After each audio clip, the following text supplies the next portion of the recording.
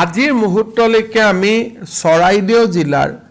প্ৰত্যেকখন গাঁৱলৈকে বা প্ৰত্যেকটো অঞ্চললৈকে আমি ৰিলিফ পঠাব পাৰিছোঁ। কিন্তু শিৱসাগৰ জিলাৰ নাজিৰা বিধানসভা সমষ্টিৰ 30% অঞ্চলত এতিয়াও আমি যাব পৰা নাই। তাৰ মূল কাৰণটো হ'ল যে যদিও পানী শুকাইছে, গোটেই ৰাস্তাত লেয়াৰৰ ওপৰত লেয়াৰ পলস পৰি গৈছে, গাড়ীও যাব নোৱাৰে, খোজ কাঢ়িব নোৱাৰে, 3-4 ফুটলৈকে লেয়াৰ পৰিছে। মানুহে কোনো প্ৰকাৰে সেই গাঁওখিনিলৈকে যাব পৰা নাই আৰু তেওঁলোক এতিয়াও ভাৰ্চুৱেলি ডিছকানেক্টেড হৈ আছে। যদিও নিজৰ গাঁৱত পানী কমিছে, কিন্তু তেওঁলোকে গাঁৱৰ পৰা ওলাই আহিব পৰা নাই, কাৰণ পথাৰে হওক ৰাস্তাই হওক সকলো জেগাতে একেবাৰে বালি আৰু পলস পৰি ৰাস্তাবোৰ অৱৰুদ্ধ কৰি ৰাখিছে। শিৱসাগৰ বিধানসভা সমষ্টিত আমি এতিয়াও 20% 20% মানুহৰ মাজলৈকে এতিয়াও আমি যাব পৰা নাই। চ' নাজিৰা আৰু শিৱসাগৰৰ নাজিৰা 30% এৰিয়া, শিৱসাগৰত 20% এৰিয়া এতিয়াও প্ৰশাসনৰ যিটো আমি ক'ব পাৰোঁ যে প্ৰশাসন উপস্থিত হ'ব লাগে, এতিয়ালৈকে প্ৰশাসন উপস্থিত হ'ব পৰা নাই। ডেফিনেটলি নাজিৰাত আমি এতিয়াও 50,000 মানুহৰ মাজত গৈ পোৱা নাই আৰু শিৱসাগৰত মই ভাবোঁ 30,000 মানুহৰ তাত গৈ পোৱা নাই, হয়তো 10,000 কম বেছি হ'ব। তাৰ পৰিৱৰ্তে মাহমৰা, আমাৰ সোণাৰী আৰু ডিমৌ সমষ্টিৰ প্ৰায়বিলাক গাঁৱত আমি যাব পাৰিছোঁ, প্ৰায়বিলাক অঞ্চলত যাব পাৰিছোঁ আৰু ক'ৰবাত যদি যাবও পৰা নাই, আজি গধূলিলৈকে আমি সেই গাঁওখিনিত গৈ উপস্থিত হ'ব পাৰিম। পৰিস্থিতি জটিল হৈ আছে। আমাৰ মন্ত্ৰী বিমল বৰা, সুশান্ত বৰগোহাঁই তাতে আছে। কেশৱ মহন্ত ডাঙৰীয়া বিধানসভাৰ অধিৱেশনত যোগ দিবৰ কাৰণে কালি আহিছিল যদিও আজি ৰাতিয়ে আকৌ শিৱসাগৰ আৰু সোণাৰীলৈকে বা শিৱসাগৰ বা চৰাইদেউলৈকে তেওঁ আজি আকৌ যাত্ৰা কৰিব। শিৱসাগৰ আৰু চৰাইদেউত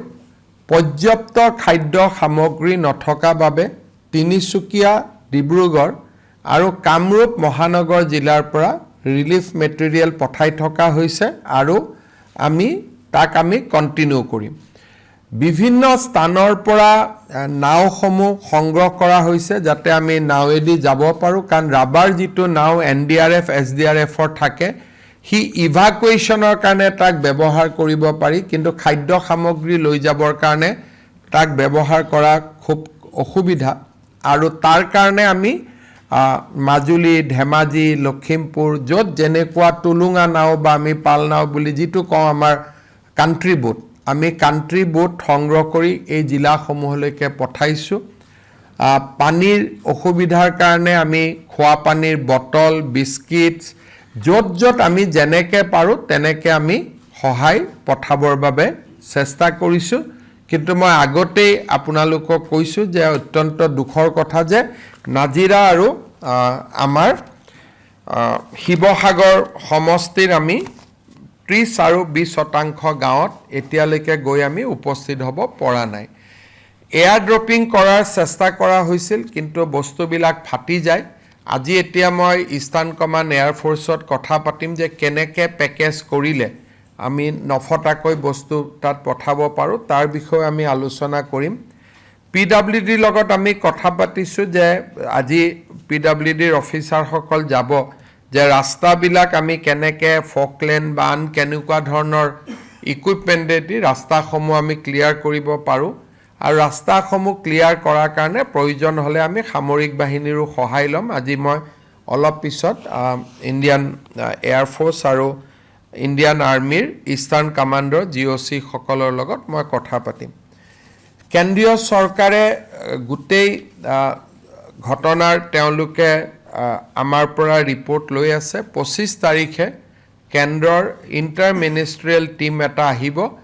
আগতে নিয়ম আছিলে যে দুৰ্যোগ শেষ হোৱাৰ পিছত আহে, কিন্তু দুৰ্যোগ চলি থকাৰ সময়ত নাহিলে পৰিৱেশ অধ্যয়ন কৰা খুব অসুবিধা হয়। সেইবাবে আমি তেওঁলোকক অনুৰোধ কৰিছিলোঁ যে আপোনালোকে দুৰ্যোগ চলি থাকোঁতে টীমটো পঠাব লাগে আৰু আমাৰ অনুৰোধ ক্ৰমে 25 তাৰিখে তেওঁলোকে চেণ্ট্ৰেল টিম পঠিয়াইছে গৃহমন্ত্ৰী ডাঙৰীয়াই মোৰ লগত কালি কথা পাতিছিল চেণ্ট্ৰেল টিম অহাকালি আমাৰ আহি পাব 25 তাৰিখে আহি পাব আজি 23 তাৰিখ আৰু তেওঁলোকে ডেফিনেটলি এছেছমেণ্ট কৰিব যে ডেমেজ আমাৰ কিমান হৈছে হেলথৰ দৃষ্টিভংগীৰ পৰা আমি চেষ্টা কৰিছোঁ যাতে কোনো যাতে ডিজিজ আউটব্ৰেক নহয় NHM আৰু হেলথ মিছনৰ ফালৰ পৰা মোবাইল এম্বুলেন্সৰ পৰা আৰম্ভ কৰি আমাৰ মেডিকেল টিম বনাই ডিব্ৰুগড় আৰু যোৰহাট মেডিকেল কলেজৰ পৰাও আমাক ডক্টৰ দিয়া হৈছে আৰু তেওঁলোকে যিমান পাৰে ৰাইজক সেৱা আগবঢ়াইছে এতিয়ালৈকে আমাৰ কোনো ডিজিজ আউটব্ৰেকৰ বাতৰি এতিয়ালৈকে আমি পোৱা নাই এই গোটেই বানপানীত যথেষ্ট মানুহৰ ঘৰৰ ক্ষতিসাধন হৈছে যিটো পশুধন বুলি আমি কওঁ হাঁহ কুকুৰা গৰু ছাগলীৰ যথেষ্ট ক্ষতি হৈছে বহুত পশুধন মৃত্যুমুখত পৰিছে ফিছাৰীসমূহৰ বিস্তৰ ক্ষতি হৈছে কৃষিৰ তেওঁলোকে কঠীয়া পাৰিছিলে মাত্ৰ কঠীয়াৰ সমূহ ধ্বংস হৈছে লৰা ছোৱালীৰ স্কুল কলেজৰ চাৰ্টিফিকেটছবিলাক নষ্ট হৈছে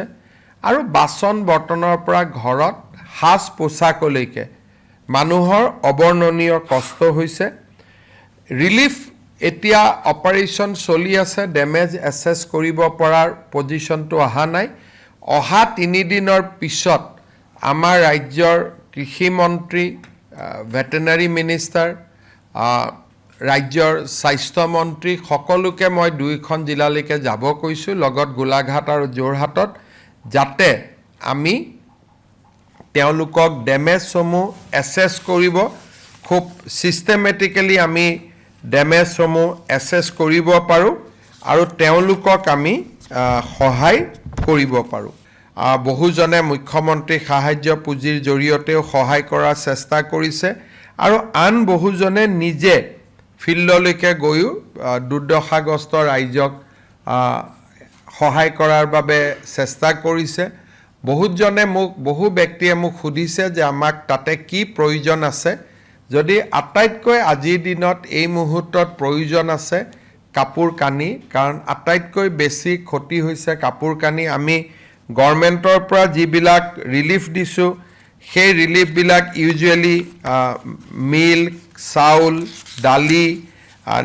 নেপকিনছ biscuit mineral water candle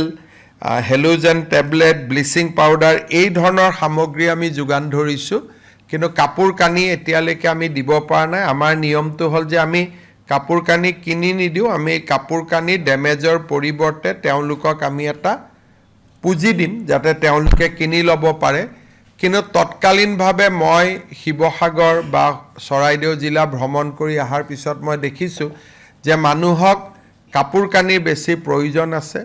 baby food বা মিল্ক পাউডাৰ আমি যিমানেই দিব পাৰোঁ সিমানেই শিশুসকলৰ বাবে অত্যন্ত প্ৰয়োজনীয় আৰু আন ধৰণেও ৰাইজে মিনাৰেল ৱাটাৰ বিস্কিটছ দি যাক যেনেকৈ পাৰে সহায় কৰিছে স্থানীয় বিধায়ক আটাইকেইজন ফিল্ডত আছে সকলোৱে ৰাইজক সহায় কৰাৰ বাবে চেষ্টা কৰিছে কিন্তু এই গোটেইখিনি প্ৰচেষ্টাৰ পিছতো এইটো কথা আমি স্বীকাৰ কৰিব লাগিব আৰু এইটো কথা স্বীকাৰ নকৰিলে ভুল হ'ব যে বহু ৰাইজৰ মাজত এতিয়াও চৰকাৰ গৈ উপস্থিত হ'ব পৰা নাই আমাৰ প্ৰচেষ্টা অব্যাহত আছে আৰু আমি চেষ্টা কৰি আছোঁ এই দুখৰ দিনত আমি সমগ্ৰ অসমবাসী চৰাইদেউ শিৱসাগৰ যোৰহাট গোলাঘাটৰ ৰাইজৰ লগত আমি থিয় হৈ আছোঁ দুই এদিনতে মই আকৌ শিৱসাগৰ বা চৰাইদেউলৈকে যাম যাতে ৰিলিফ বা ৰিহেবিলিটেশ্যন বিষয়বিলাক আমি আৰু জোৰ দিব পাৰোঁ বা আৰু গতি দিব পাৰোঁ